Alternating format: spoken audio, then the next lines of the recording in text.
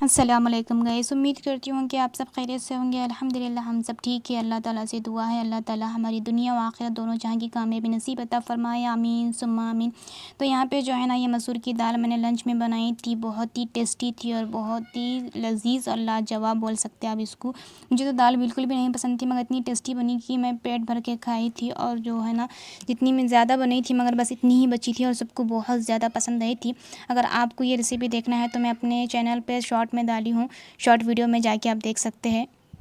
تو آج جو ہے نا ہمارے گھر میں ایک کا یہ سوال تھا کہ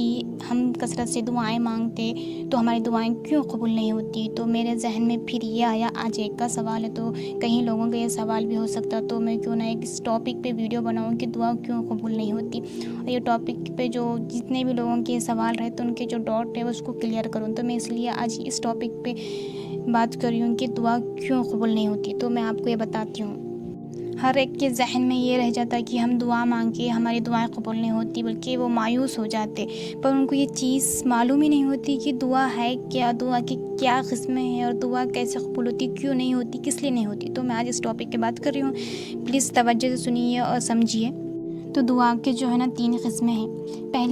پہلی تو یہ کہ اگر ہم کچھ دعا مانگے اور کچھ وقت کے بعد قبول ہو جاتی، بہت اچھی بات ہوتی ہے، اس پہ سب خوش بھی ہو جاتے کہ ہم نے یہ دعا مانگی تھی، اللہ تعالیٰ نے یہ دعا قبول کر لی ہے نا۔ پہلی ٹاپک تو یہ ہے،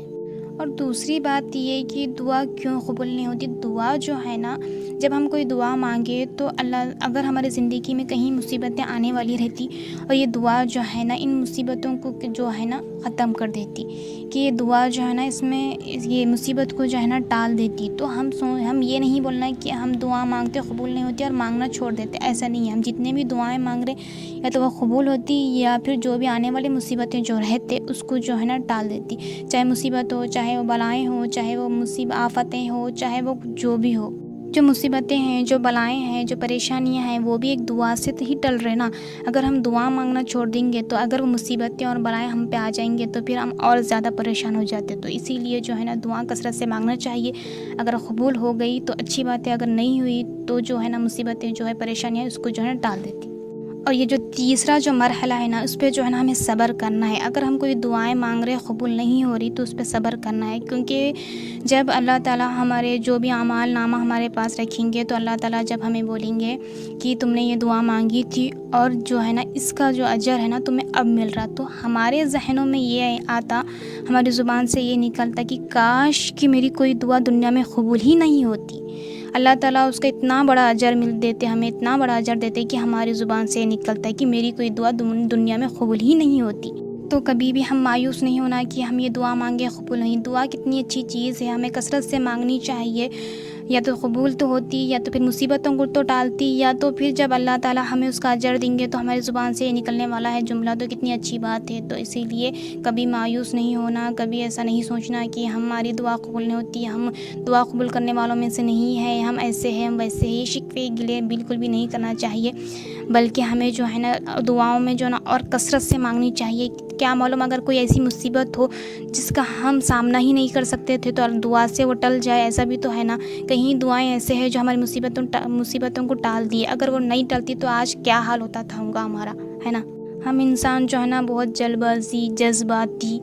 ایسے لوگ ہیں کہ جو چیز ہم مانگے ہمیں وہ مل جائے، مگر کچھ چیزوں میں جو ہے نا اللہ تعالیٰ صبر بھی مانگتے، تو ہمیں کچھ دعاؤں میں جو ہے نا صبر بھی کرنا چاہیے، اور صبر کا جو ہے نا پھل میٹھا ہوتا جو بولتے نا، یہ نارمل بات نہیں ہے بلکہ یہ صحیح ہے کہ جب بھی انسان کوئی صبر کرتا تو انشاءاللہ آگے چل کے اس کے لیے بہتر نہیں بلکہ بہترین ہوتا۔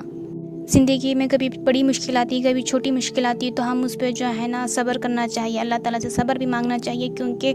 ہر پریشانی، ہر مشکلات کے بعد اللہ تعالیٰ راحت بھی دیتے، ہر دن کے بعد رات ہے اور رات کے بعد دن ہے نا، تو ہمیشہ پریشانی کیا زندگی بھر نہیں رہتی اور